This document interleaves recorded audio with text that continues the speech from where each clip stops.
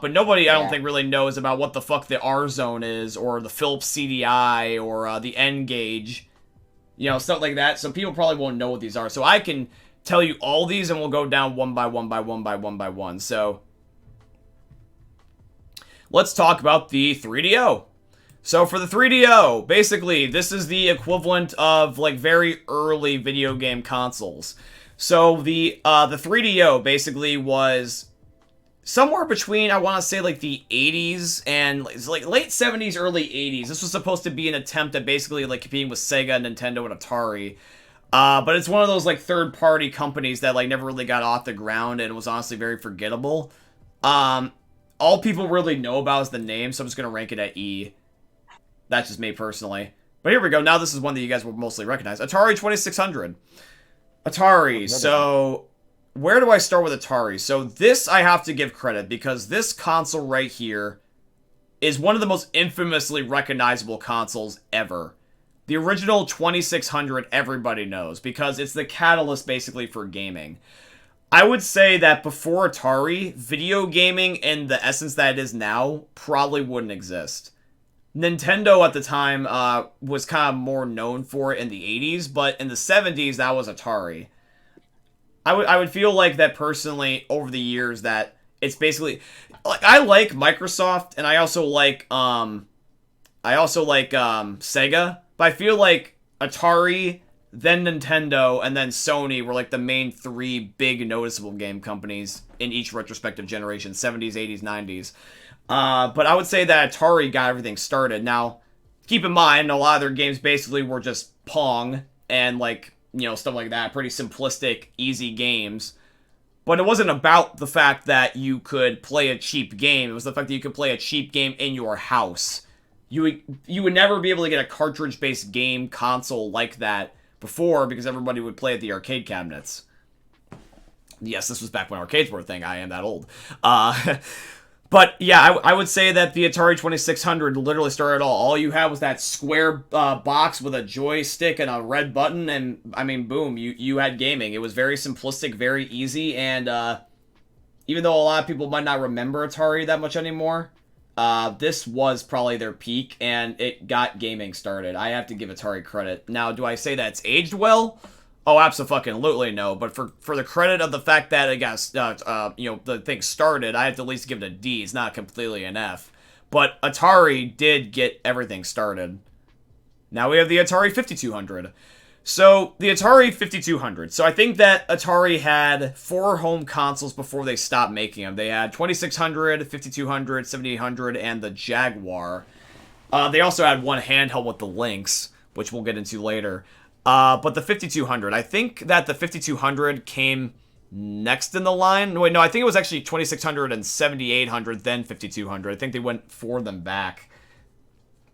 But, the 5200. So, fun fact, I think when the 7800 came out, they actually were trying to get backwards compatibility for the 2600 going, but you had to have, like, this third-party adapter thing that would be, like, this banana clip thing for, like, a cartridge. You would actually stick one cartridge into a slot, and the other slot would, like, hold it into the, like, the tray, like, the hole. So, like, for example, I want to show you something. So, if I were to pull out, let's say, let me pull out one of my Nintendo consoles, like, really quickly. So, if I were to show something really quickly, if I were to show my Game Boy Advance SP, when they made every single Game Boy, every slot was always the same size for every Game Boy cartridge. So if I were to, like, let's say take a Game Boy, a Game Boy Color, and an Advance cartridge right here. Let's just say I take these cartridges, all of these cartridges, and keep in mind this is also a modern Game Boy. This was the SP, the last one before the DS, except for the Micro, but that didn't have backwards compatibility. I could put a Game Boy, I could put a Game Boy Color, and I can also put in a Game Boy Advance cartridge all in this thing, and every single one of them work. That is because they gave it backwards compatibility with the same cartridge shape. Now, not every single cartridge would be, I guess, like, working properly. They had to make it work, but the shape at least fit. The Atari 5200 basically tried to do this thing where, because the 7800 didn't have backwards compatibility, it just wouldn't fit in the same slot, they forced it with this adapter. You would put the adapter in the slot because it would fit, but then you would put the cartridge in that slot, like, for the adapter, and it would read it. It would be like this extra long eyesore that it would look like a deformity to the console, and it just didn't make it work well. And plus, also, I just have to say this because Atari fucked this up so many times. Every console after the 2600, their controllers are ass because they use the number pad idea. So I want you guys to think this. When you end up having a controller, right, you end up probably having, like, let's say, like, you would have basic buttons like this. Like, here, let me grab an Xbox controller. You would, of course, have your sticks, so that way you have directional stuff. You would have maybe, like, an interface button. Over a little bit of time, you maybe get a trigger or a bumper here or there, you know, the usual. Atari, here's the thing, they started it all with the button joystick combo. After that, they just gave up. So basically what happened was that they decided to make every single one of their controllers have a number pad. Your controller would look like a old dial-up phone. It would have 1 through 9 as buttons, and you would have to dial the button for the button in action game. And so you would have to get these third-party, like, template stickers, and you would put these on the controller to know what buttons meant what. If like, for example, if some game said, press number 9, you would have to look basically at the controller and be like, okay, what does the number 9 do? Whereas it's more simplistic to say, like, hit X, or hit B, or hit A. But hitting the number 9 and then 5 or 1... that's confusing. I'm not trying... what am I supposed to do? Go like 8, 6, 7, 5, 3, 0, 9, like when I'm playing my games? No, it's fucking stupid. So basically Atari gave up, and they made all their controllers suck after the 2600. And the backwards compatibility was only just because they forced it. I'm going to give it a D, but it really is no deserving more than a D, personally. Right. I think that Atari basically went downhill over the years, basically after the 2600, personally. And then the 7800 is basically the exact same thing, minus the number pad being as bad. The controller was still more in vein of the original 2600. It was just a stick, but it had a number pad on top of the stick, whereas literally the 5200 was just the numbers without the stick. So I guess it was a little bit of a better controller, but it didn't have the backwards compatibility, so it's kind of like... I mean, who would want to play, honestly, 2600 games in, like, 1986 or, like, 1989? No one wants to play 70 games in the 90s, so... The 5200 really wasn't that good, but honestly, I think that the 7800 was a little bit worse. That's just me, though. That's fine, G, no worries. Now the Atari Lynx. So this was a handheld Atari made, but it's their only ever one. So now with the Atari Lynx, get this. So I don't know if you guys knew this, but the Atari Lynx, the main reason why a lot of people don't really remember this thing is because this thing, in comparison to, like, let's say the Game Boy, was significantly a lot, like, bulkier and, like, less efficient. So, like, here's the thing. The Atari Lynx also existed at the same time as the OG Game Boy, and also the, what was it, the Sega... Sega had two handhelds. They had the Game Gear and the, Game Gear and the what? I'm looking at the list right now. I'm trying to find the damn thing.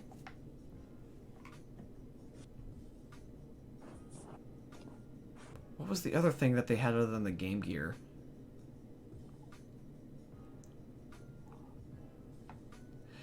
I know there's more than one. There's no way they had only just the Game Gear. Hey Google, what is the other Sega handheld console?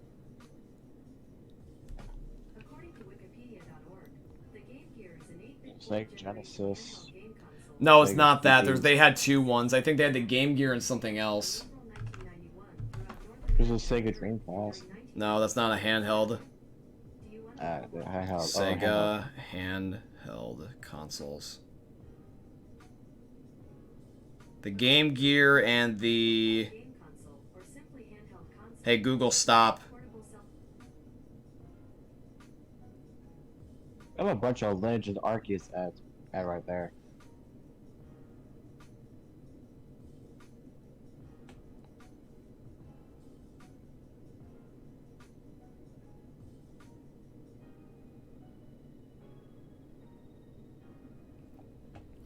There's no way. That's totally incorrect. There's a secondary Sega handheld. There's not just the Game Gear.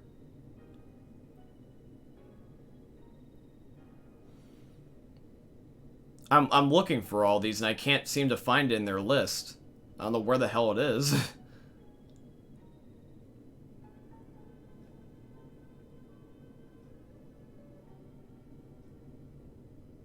The Nomad, thank you, Google. It's the Nomad.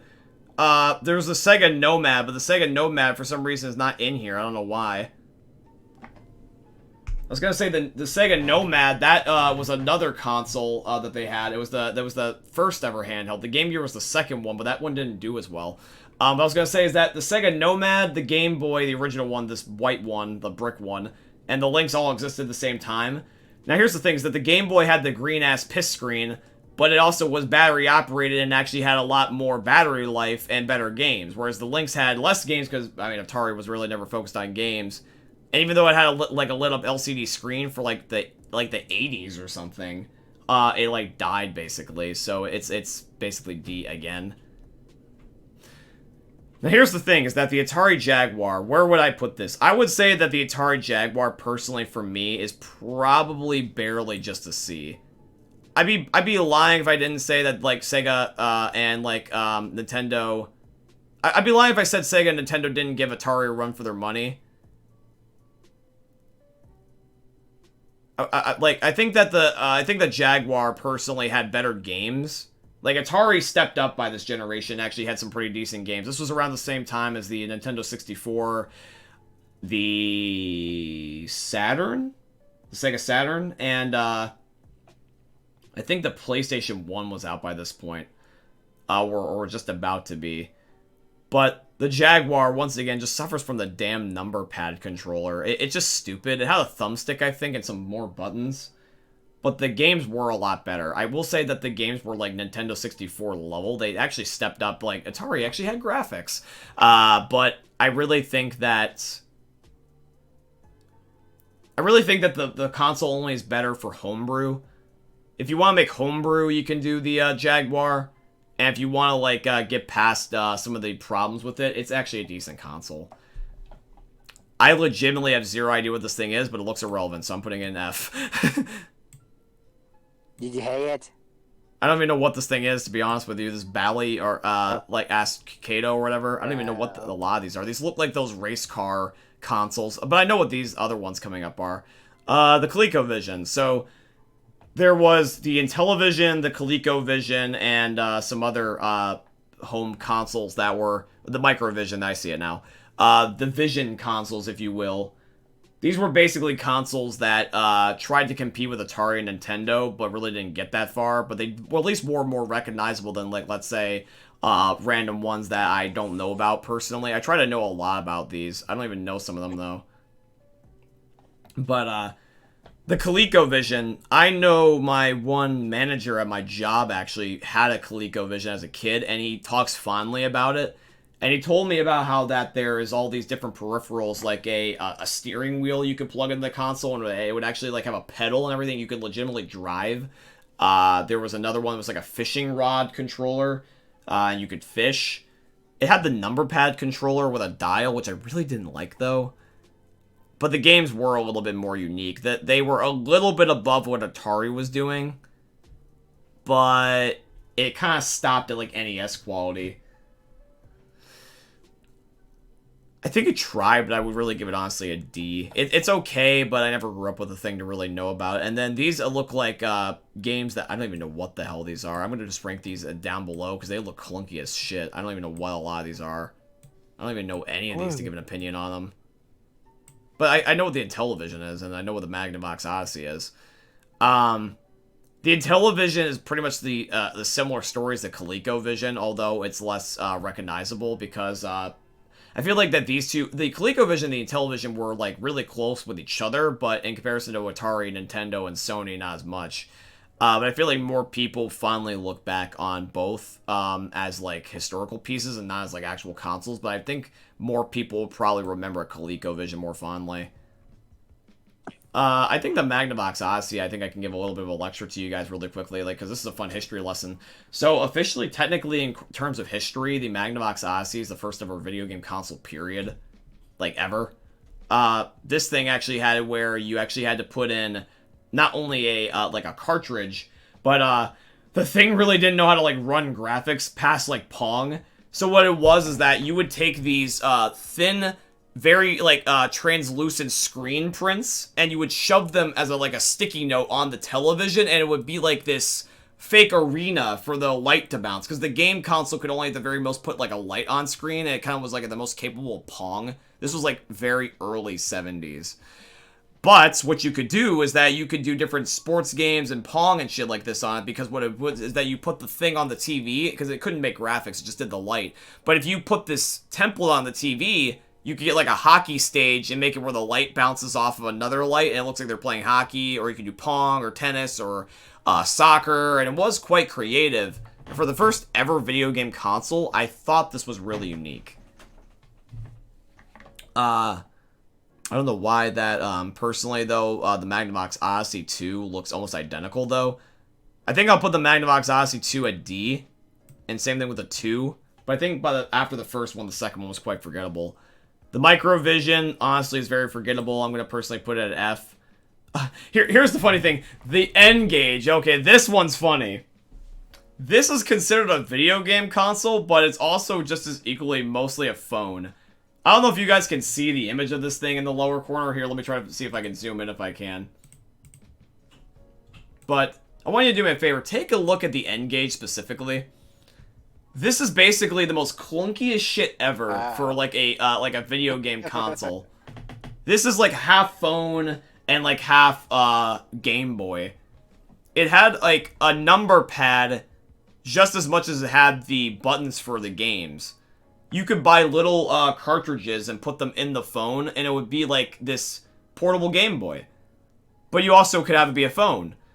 And there was some pretty popular games on here, to be honest with you, that were on this thing. I think at one point there was Tomb Raider 1, Spider-Man 1 or 2 was on this thing, because this came out like in the early 2000s, I think. This was like around the PS2 area. This thing was kind of strong, but it cost like a lot of money. And the problem was with the N-Gage is that really the N-Gage didn't last that long. It was like you had a couple like really good deals struck. Like Sega got involved, Sony got involved, but it really kind of just died hard. I feel like a lot of people have forgot the N-Gage because really it was just like, it was supposed to be a smartphone before a smartphone was a thing, but what it was is that it was more just kind of like a clunky mess. I can't imagine trying to answer a phone call on this thing. Can you imagine trying to answer your phone and you accidentally hit like the game cartridge and it's like, why are you suddenly playing Sonic the Hedgehog?